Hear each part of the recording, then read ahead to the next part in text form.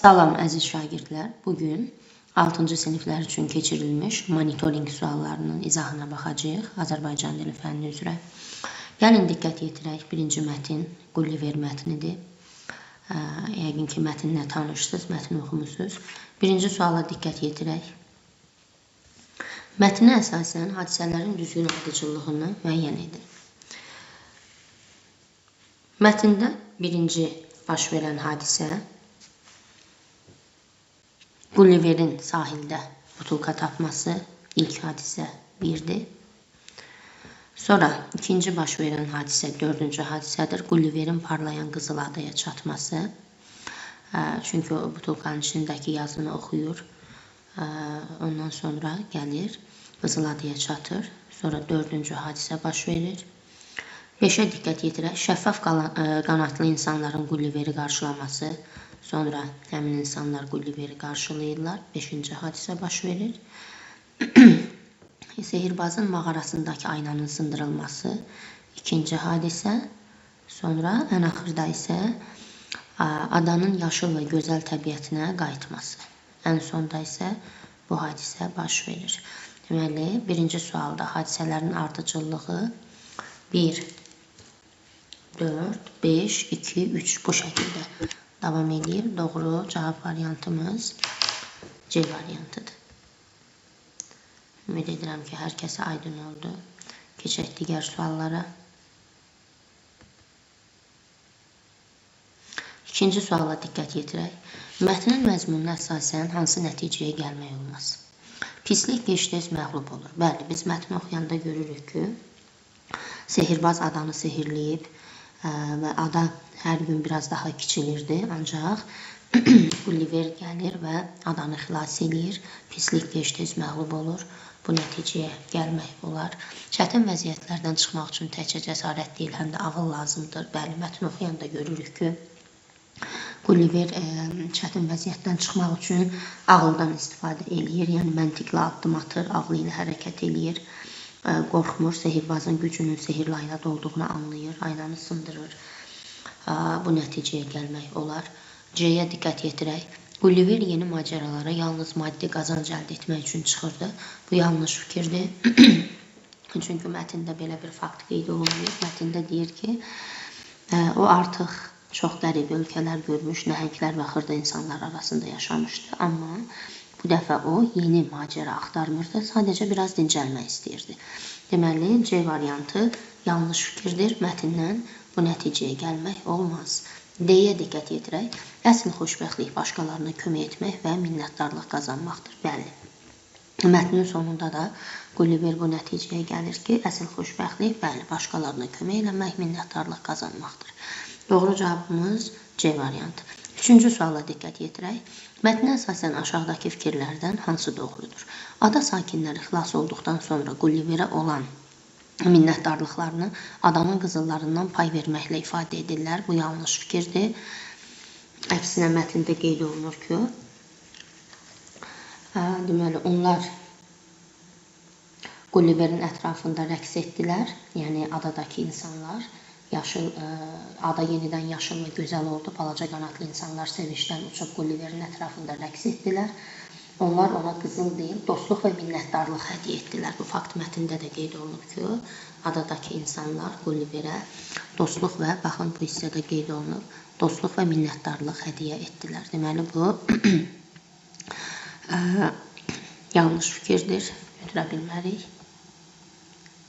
Digərinə diqqət yetirək. B-yə baxaq. Gulliver adadakı problemi həll etmək üçün məntiqli və düşünülmüş addım atdı. Bəli, bu fakt mətndə qeyd olunub. C-yə diqqət yetirək. Qızıl ada xəritədə qeyd olunduğu üçün Gulliver oraya gedən yolu asanlıqla tapdı. Ancaq mətndə qeyd olunur ki, baxın, Gulliver onu açdı, kağızda balaca hərflərlə belə yazılmışdı. Biz köməyə ehtiyac duyuruq, qızıl adaya gəl. Xəritədə Qızıl Ada adlı yer yox idi. Deməli, bu mətndə qeyd olunub. Ona görə Qızıl Ada xəritədə qeyd olunduğu üçün fikri yanlış fikirdir. C-ni götürə bilmərik. D-yə baxaq. Gulliver dəniz kənarında istirahət edərkən yeni bir macəra və qızıl axtarışındaydı. Bu da yanlış fikirdir. Üçüncü sualda doğru fikrimiz B variantı. Bəli, düşünülmüş və məntiqli addım atır. Dördüncü suala diqqət yetirək. Dördüncü sualda mətnin nəticə hissəsini genişləndirə biləcək cümləni bizdən istəyir. Gəlin diqqət yetirək. Nəticəyə əvvəl baxaq. Gulliver başa düşdü ki, dünyada ən böyük xəzinə qızıl yox, yaxşılıq etmək, dost qazanmaqdır.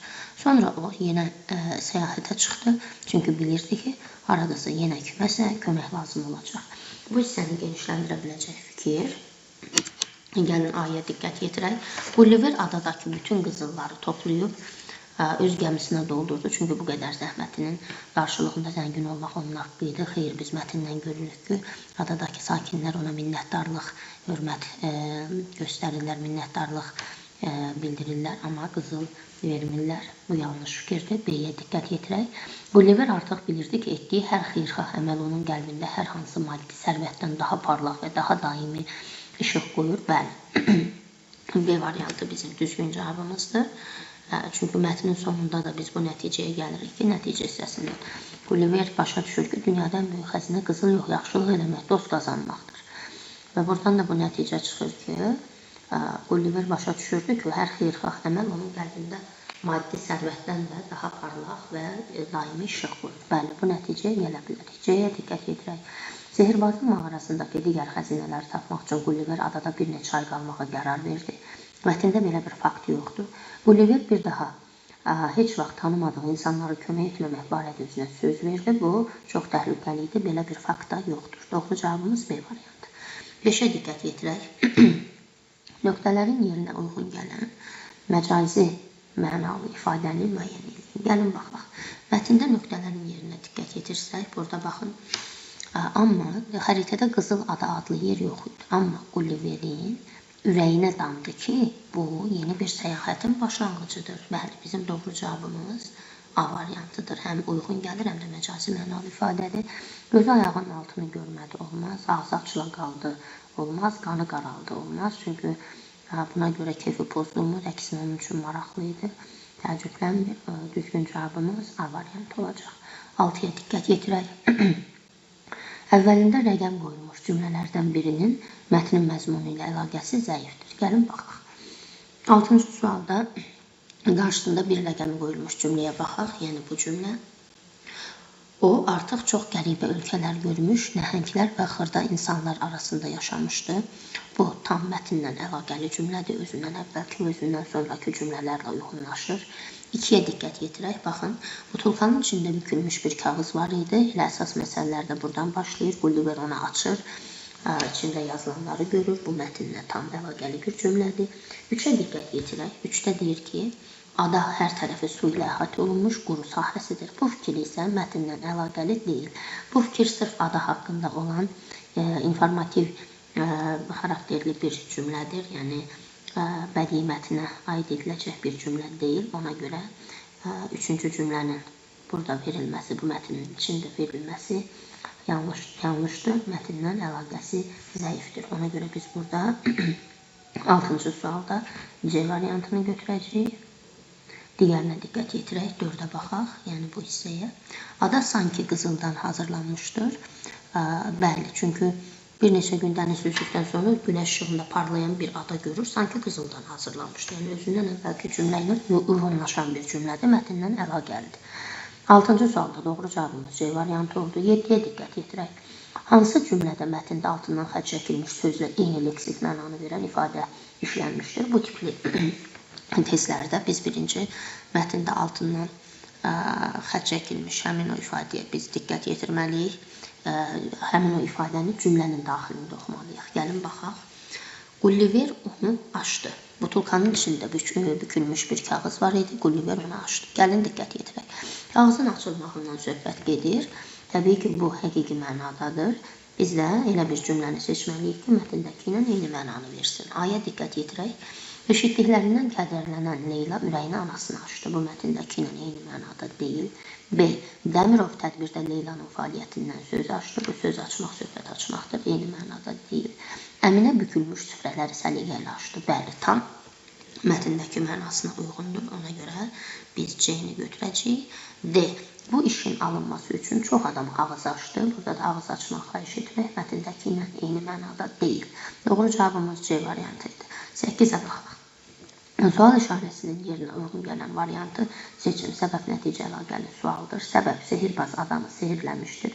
Nəticədə nə baş verir? Mətnə əsasən biz görürük ki, adanın ərazisi hər gün biraz daha kiçilirdi. Mətndə də qeyd olunub. Baxaq.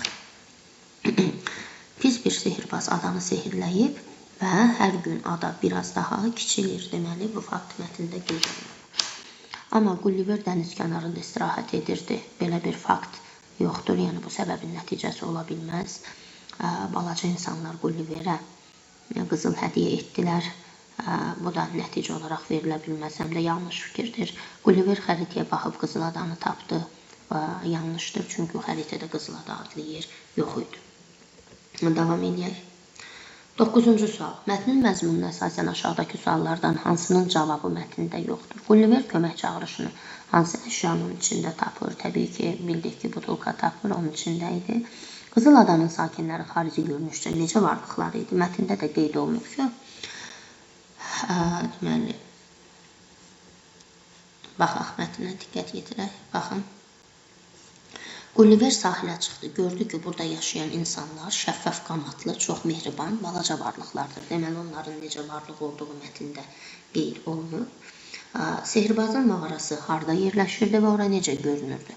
Baxın, burada qeyd olunub ki, o sehirbazın mağarasını tapdı. Mağara qayaların arxasında yerləşirdi və qaranlıq, qorxulu idi. Deməli, mağaranın necə olması, harada yerləşməsi mətndə öz əksini tapıb.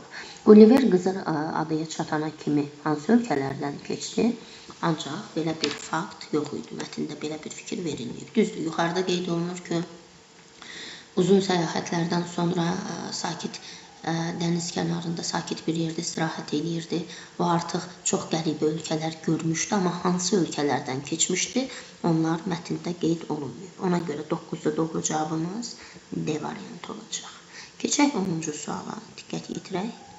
Onda Gulliver başa düşdü ki, dünyada ən böyük xəzinə qızıl yox, yaxşılıq etmək və dost qazanmaqdır. Bu fikir Gulliverin xarakteri haqqında hansı nəticəyə gəlməyə imkan verir? Təbii ki, C-yə diqqət yetirək, o mənəvi zənginliyi, maddi sərvətdən üstün tutan müdrik bir qəhrəmandır. Bəli, biz bu nəticəyə gələ bilərik, bu doğru fikirdir. İnsanlara kömək edir, daha çox mənəvi zənginliyi üstün tutur, dost qazanmağı üstün tutur, yaxşılıq etməyi üstün tutur. Amma A-ya diqqət yetirək, artıq qocalıb səyahət etməkdən yorulub, xeyr mətnindən. Bu cümlədən belə bir nəticəyə gəlib çıxa bilmərik. O, macəralardan qazanc əldə etmək istəyən biri idi, xeyr, yanlış fikirdir. Gulliver qızılın necə xərcləndiyini bilmir, bu faktda verilməyib, həm də belə bir nəticəyə gələ bilmərik. Doğru cavabımız C variantı. Keçək digər mətnə, Mendenhall mətninə, mağara mətnidir. Bu maraqlı bir mətndir. Yəqin ki, hər biriniz mətni oxumusunuz. Gəlin suallarla tanış olaq. 11-ci sual. 11-ci sual. Mətndə hansı suala cavab yoxdur? Gəlin baxaq. Mendenhall buz mağarası nə vaxtdan etibarən turizm məkanı kimi tanınmağa başlayıb? Gəlin mətnə diqqət yetirək. Baxın. Burada qeyd olunub ki, 1950-ci illərdən etibarən mağara turizm məkanı kimi tanınmağa başladı. Deməli, burada qeyd olunubdur. Cavab var. B-yə diqqət yetirək. Mağara divarlarının və döşəməsinin formalaşmasında hansı fiziki proseslər əsas rol oynayır? Bu da mətndə öz əksini tapıb. Çünki, baxın, burada qeyd olunub ki, mağara döşəməsi və divarları ərimə və donma kimi fiziki proseslər nəticəsində formalaşan buz qatları ilə örtülüdür. Deməli, mağara divarının və döşəməsinin formalaşmasında hansı fiziki proseslər əsas rol oynayır? Ərimə və donma kimi proseslər qeyd olunub. C-yə diqqət yetirək. Buz mağarasından götürülən nümunələrin alimlər üçün əhəmiyyəti nə idi? Bu da mətndə öz əksini tapıb. Qeyd olunur ki, deməli, baxın, bu nümunələr elmi araşdırmalar və tədqiqatlarda alimlər üçün əsas mənbədir. Deməli, elmi araşdırma və tədqiqatlar üçün böyük rolu var idi. Amma mağaranın dəqiq ölçüləri nə qədərdir? Belə bir fikir mətndə yoxdur. Buna biz cavab tapa bilmərik. Keçək digərlərinə. İkinci suala diqqət yetirək. Mətndə üzərində rəqəm qoyulmuş hansı sözlər məcazi mənadadır? Gəlin baxaq. Birinci. Bu tipli sualları eləmək üçün mütləq həmin sözə cümlə daxilində baxmaq lazımdır. ABŞ-də buz mağaraları əsasən soyuq iqlim zonalarında, dağlıq və buzlaq ərazilərdə yerləşir. Soyuq iqlim zonası, burada soyuq həqiqi mənadadır. İsti iqlim zonası da ola bilər, soyuq da ola bilər. Bu həqiqi mənadadır. İkiyə diqqət yetirək. ABŞ-də ən məşhur buz mağaralarından biri Mendenhall buz mağarasıdır. Məşhur mağara, bəli, yəni tanınmış, məşhur, hər yerdə tanınan. Bu da həqiqidir. Üçə diqqət yetirək. Üçə baxın, buzlaq hərəkətləri və ərimə prosesləri haqqında məlumat verir. Burada vermək məcazi mənadadır. Kitabı kiməsə vermək, qələmi kiməsə vermək bu həqiqidir. Amma məlumatın verilməyi bu artıq vermək məcazidir. Dördə diqqət yetirək. Mağaranın mərkəzi hissəsində buz sütunları, buz gölləri və mavi rəngli işıq effekti turistləri heyrətə gətirir. Burada gətirmək sözü məcazi mənada işlənmişdir. Çünki heyrətə gətirir. Amma olsa ki, məsələn, bu əşyanı tutaq ki, bizə gətirir, burada həqiqi mənada ola bilərdi. Amma heyrətə gətirmək, yəni təəccübləndirmək, bu artıq məcazi mənadadır. Düzgün cavabımız 3-lə 4 olacaq. 12-ci sualda qeyd eləyək. 13-cü suala diqqət yetirək. Biri mətnin plan bəndi ola bilməz. Mağaranın kəşfi var, bəli. Baxın, qeyd olunub mağaranın kəşfi. 20-ci əsrin, Mendenhall buz mağarasının kəşfi 20-ci əsrin ortalarına təsadüf edir. Sonra buz mağaralarının əhəmiyyəti, bəli, mətn oxuyanda görürük ki, elmi tədqiqatlar üçün, geoloji tədqiqatlar üçün böyük əhəmiyyəti var, iqlim tədqiqatlar üçün. Buz mağaralarının coğrafi yerləşməsi, bəli, bu da öz əksini tapıb. Baxın, qeyd olunur ki,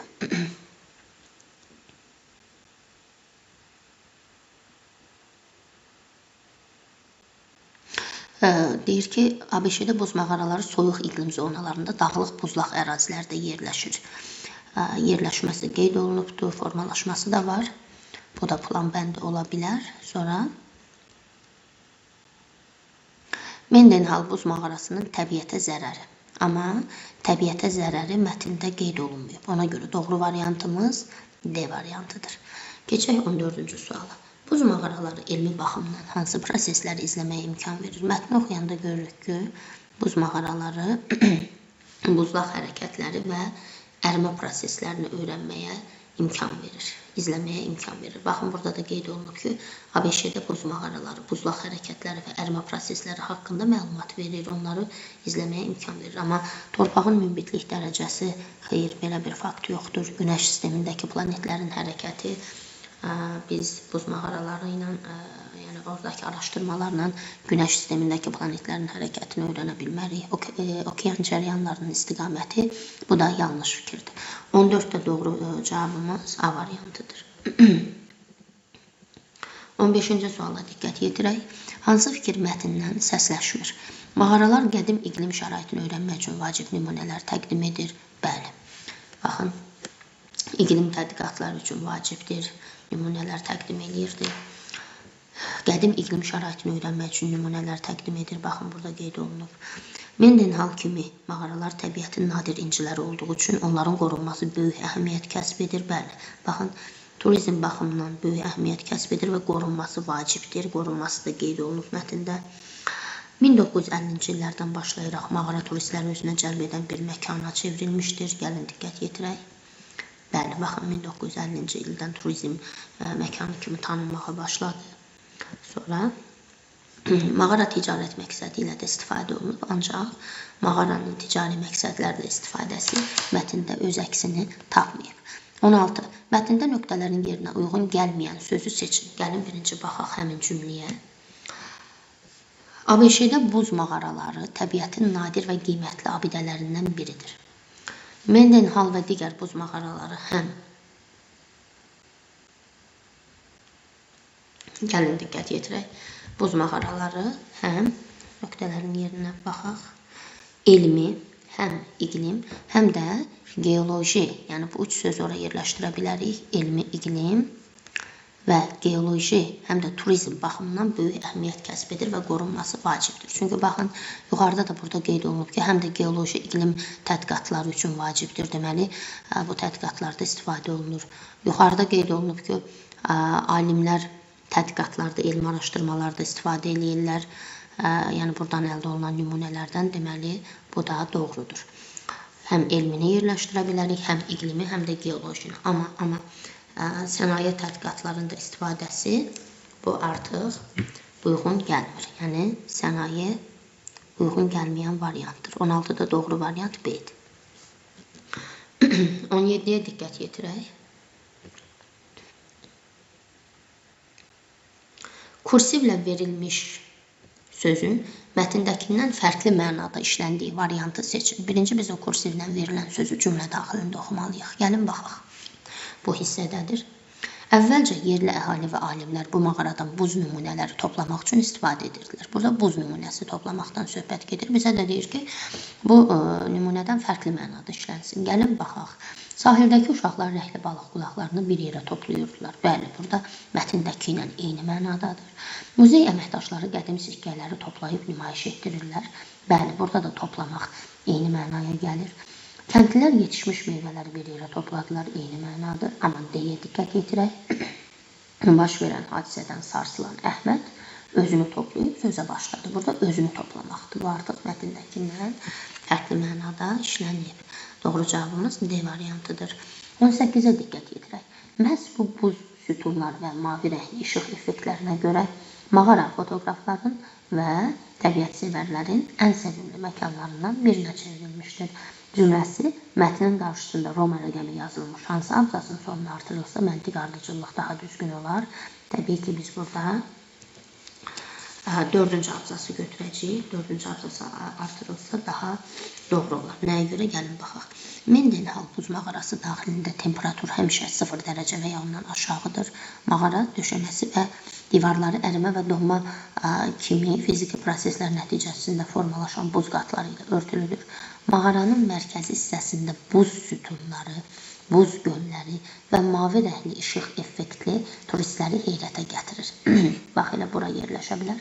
Məhz bu buz sütunlar, mavi rəngli işıq effektlərinə görə mağara fotoqrafların və təbiətsevərlərin ən sevimli məkanlarından birinə çevrilmişdir. Bu 4-cü abzasa uyğunlaşan cümlədir, amma digər abzaslarda biz belə bir fakt görmürük ki, orada həm buz sütunları, həm buz gölləri, həm mavi rəngli işıq effektlərindən danışılsın ki, biz də bunu oraya əlavə eləyək. Digər abzaslarda belə bir fakt yoxdur. Ona görə 4-ə uyğunlaşdırdıq. 19-da baxaq. Mətnin məzmununa əsasən hansı qənaətə gəlmək olmaz? ABŞ-dəki buz mağaralar həm elmi, həm də turizm baxımından əhəmiyyətli obyektlərdir. Bəli, bu doğrudur.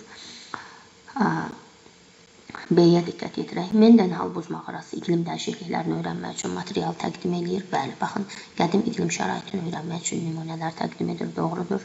Mendenhall buz mağarası ABŞ-də kəşf edilmiş ilk və yeganə buz mağarasıdır. Bu yanlışdır, çünki belə bir fakt yoxdur. Mağaranın daxilindəki temperatur rejimi buz qatlarının və sütunlarının qorunub saxlanmasına şərait yaradır. Bəli, biz görürük ki, yer temperatur həmişə 0 dərəcə ondan aşağıdır. Bu da təbii ki, mağaranın daxilində olan buz qatları, sütunların həmişə qorunub saxlanmasına kömək edir. Deməli, burada doğru cavab C-dir. Bax, bu qənaətə gəlmək olmaz. 20-yə diqqət yetirək. Mətnin abzaslarını nəzərə alsaq, hansı yarım başlıq mətnin məzmunu ilə əlaqəlidir? Gəlin baxaq. Mağaranın kəşf tarixi və yerli əhalinin rolu. Baxın, bu ilk abzasa qeyd oluna bilər. Yazılıb ki, ikinci abzasa daha doğrusu. Mendenhall buz mağarasının kəşfi 20-ci əsrin ortalarına təsadüf eləyir. Yerli əhali buz nümunəsi toplamaq üçün istifadə edirdi. Deməli, bu abzasa başlıq ola bilər. A variantı doğrudur. B-yə baxaq. Buzlaqların alınan nümunələrin elmi əhəmiyyəti, buzlaqlardan alınan nümunələrin elmi əhəmiyyəti. Baxın, burada qeyd olunub ki, buz mağaraları yalnız vizual gözəllik deyil, geoloji və iqlim tədqiqatları üçün vacibdir.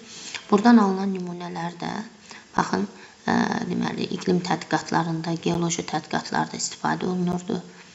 Bu nümunələr elmi araşdırmalar, tədqiqatlarda alimlər üçün əsas mənbəyidir. Deməli, bu da yarım başlıq kimi verilə bilər, əlaqəlidir. C-yə diqqət yetirək. Alyaska və digər ştatlardakı mağaraların müqayisəli təhsili, daha doğrusu təhlili, bu isə yanlış fikirdir. Yəni, mətnin məzmunu ilə əlaqəli deyil, yarım başlıq kimi verilə bilməz. Çünki mətndə Alyaska və digər ştatlardakı mağaraların müqayisəli təhlili qeyd olunmayıb. Doğru cavab C. D-yə diqqət yetirək. Mağara daxilindəki vizual görüntülər və fiziki xüsusiyyətlər, bəli, bunlar qeyd olunubdur. Fiziki xüsusiyyətləri də, vizual görünüşdə, məsələn, buz gölləri, mavi rəngli işıq effekti, fiziki xüsusiyyətləri, ərimə donma prosesləri, hamısı yarımbaşlıq kimi qeyd oluna bilər. Keçək digər mətnə. Su ehtiyatlarının əhəmiyyəti və idarə olunması maraqlı bir mətindir. Gəlin diqqət yetirək. Yəqin ki, mətnlə tanışsınız. 21-ci sual. Mətnə əsasən biri kənd təsərrüfatının inkişafını dəstəkləyən amillərə aid deyil. Suvarma sistemlərinin qurulması. Baxın, bu mətndə öz əksini tapıb fikir. Baxın, qeyd olunur ki, suvarma sistemlərinin qurulması, çay və göllərin mühafizəsi, yağış sularının toplanması kənd təsərrüfatının inkişafını dəstəkləyir. Bu sualda da, gəlin baxaq 21-ə. Suvarma sisteminin qurulması, bəli, doğrudur. Çay və göllərin mühafizəsi, bəli. Yağış sularının toplanması, bəli, qeyd olunub. Amma turizmin inkişafı, kənd təsərrüfatının inkişafını dəstəkləyir fikri yanlış fikirdir. 21-də aid olmayan amil D variantıdır. 22-yə diqqət yetirək. Mətndə aşağıdakılardan hansı haqqında məlumat yoxdur? Su kateqoriyalarının, su ehtiyatlarının 3 əsas kateqoriyaya bölünməsi. Gəlin baxaq.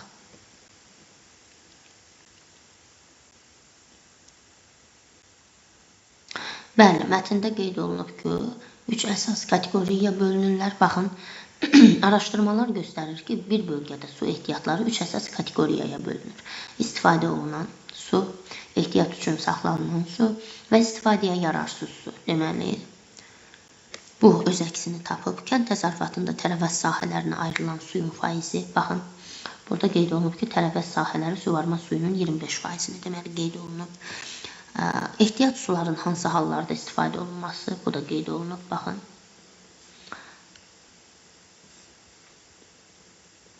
Yuxarı qalxaq. Baxın, burada qeyd olunub ki, ehtiyat üçün saxlanılan su isə quraqlıq və fövqəladə hallarda istifadə olunur. Deməli, bunun da cavabı öz əksini mətndə tapmışdır. Duzlu suların içməli suya çevrilməsi üçün istifadə olunan texnologiya, bu isə mətndə öz əksini tapmayıb. 22-də doğru cavab C variantı. 23. Mətnə əsasən su ehtiyatlarının düzgün idarə olunması nə üçün vacibdir? Variantlardan biri yanlışdır. İnsanların rifahı üçün, ərzaq təhlükəsizliyi üçün, təbiətin qorunması üçün, bəli, amma kosmik tədqiqatların aparılması, inkişafı üçün belə bir fakt yoxdur mətndə. Baxın, su ehtiyatlarının düzgün idarə olunması insanların rifahı, ərzaq təhlükəsizliyi, təbiətin qorunması üçün vacibdir. Amma kosmik tədqiqatların inkişafı belə bir fakt mətndə yoxdur. Ona görə bu yanlış fikirdir. 24-də diqqət yetirək. Mətnə və şəklə əsasən, gəlin baxaq. Mətnə və şəklə əsasən hansı fikir doğrudur? Ən az su sənaye sahəsində istifadə olunur. Gəlin baxaq. Baxın, sənaye, qırmızı rəngli 20% bu yanlış fikirdir. Ən az fikir verir məişətdə və ehtiyat üçün saxlanılandadır. Deməli, bu səhvdir. Su ehtiyatlarının ən böyük hissəsi kənd təsərrüfatında istifadə edilir. Bu doğrudur. Baxın, 60% kənd təsərrüfatıdır. 10% sarı rəngli ehtiyat üçün saxlanılır. 10% yaşıl məişət üçün, 20% sənaye üçün, 60% kənd təsərrüfatıdır. Bunun da içinə daxil tərəvəz sahələri, meyvə sahələri, taxıl və digər bitkilər. Deməli, ən çox bəli, kənd təsərrüfatı üçün istifadə olunur. Düzgün cavab 24-də B-dir. C. Meyvə bağları tərəvəz sahələrindən daha çox su tələb edir. Gəlin meyvə bağlarına baxaq. Meyvə bağları üçün istifadə olunan 15%-dir. Tərəvəz sahələri üçün istifadə olunan 25%-dir. Axı, meyvə bağları üçün istifadə olunan su daha azdır. Tərəvəz sahələri üçün istifadə olunandan daha azdır. Ona görə bu doğru ola bilməz. Ehtiyat üçün saxlanılan su sənaye üçün istifadə edilən sudan çoxdur. Ehtiyat üçün bu sarıdır, yəni 10%. Sənayedə qırmızı 20%. Axı, ehtiyat üçün saxlanılan su sənaye üçün istifadə olunan sudan azdır. Çox deyil. Deməli, doğru cavab B variantı. 25. Mətnə əsasən şəkildə əks olunmayan su kateqoriyası. İstifadə olunan su, bəli, baxın, kənd təsərrüfatı sahələri üçün qeyd olunub. Sonra ehtiyat üçün saxlanılan su, bəli, baxın, sarı rəngli qeyd olunub, 10%.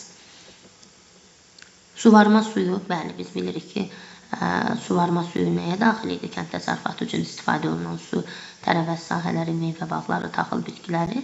Amma yararsız su, yəni çirklənmiş və ya duzlu su bu şəkildə öz əksini tapmayıb. Yəni bu suya nə qədər ayrılır, neçə faizdir, bu artıq mətndə öz əksini tapmayıb. Deməli, 25-ci sual, doğru variant C variantı. Ümid edirəm ki, izahlar hər birinizə aydın oldu. Hər birinizə uğurlar arzu edirəm. Növbəti sınaqlarda görüşənədək. Sağ olun.